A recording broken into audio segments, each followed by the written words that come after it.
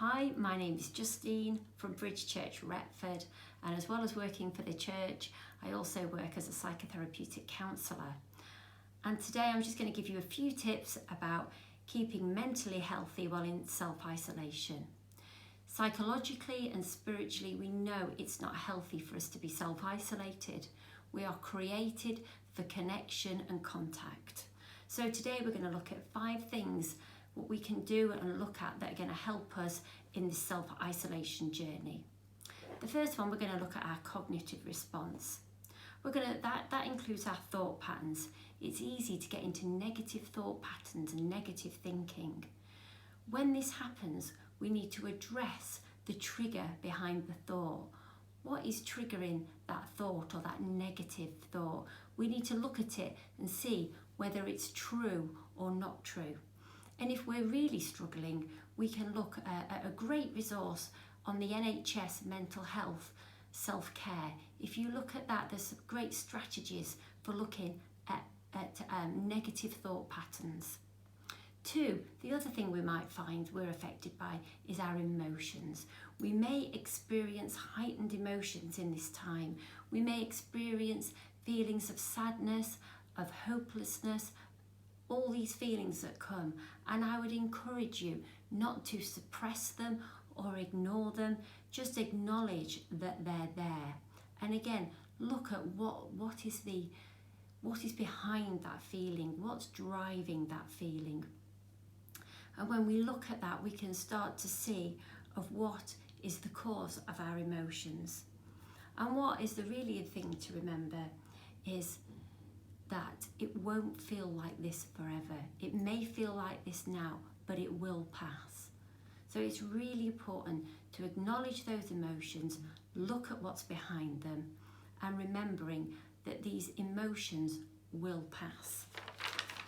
The third thing we need to look at is our spiritual walk. As we know, as Christians, God is in control. COVID-19 is not a surprise to him. In this time, it's really important that you spend time with God, that you spend your normal daily quiet time. Also, think about connecting with somebody in a prayer relationship, prayer contact, somebody that you can pray with outside of your family situation daily, and keep in contact with them. There's lots of online prayer things happening around the country, and connect in that way. 4, our behaviour. You might find at this time that your behaviour, you become far more short-tempered and irritable. You may blame others for things that aren't their fault. You may even start finding yourself blaming God.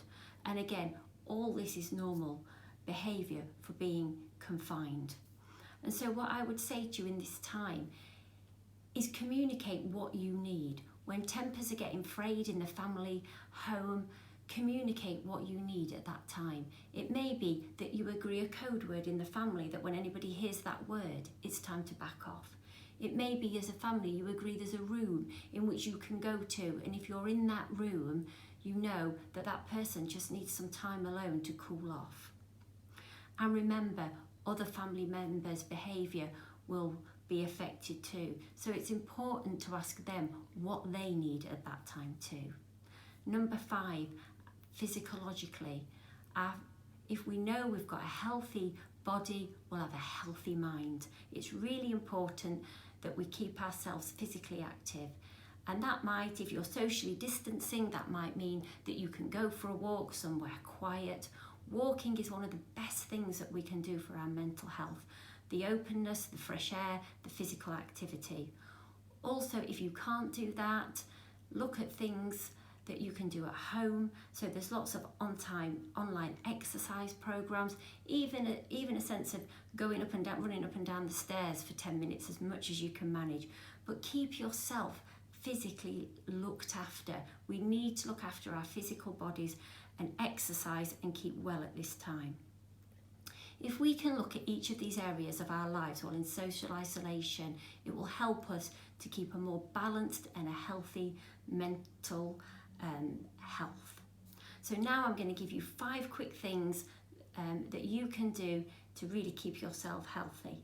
Number 1, keep a daily routine. Keep bedtimes, meals eat, medication and your work all from home, all in a routine. Once you find that rhythm at home and find rhythm for family members, you will live far more harmoniously and your mental health will be improved.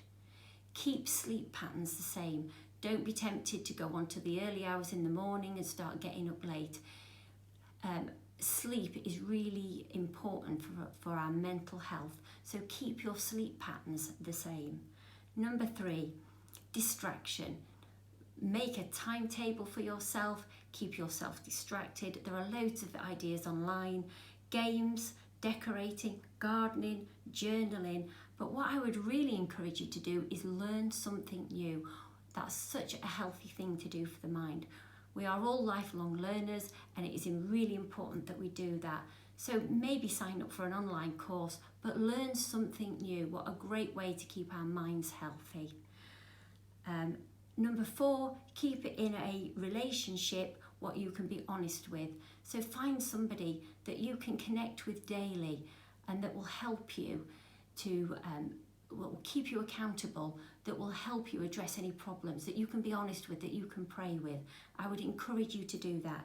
And number 5, if you are struggling and you feel like you really cannot look after your own mental health, I would ask you to reach out. There are many mental health charities that are offering free lines where you could speak to somebody. There's the Samaritans, or it may be that you just need to call a friend and talk.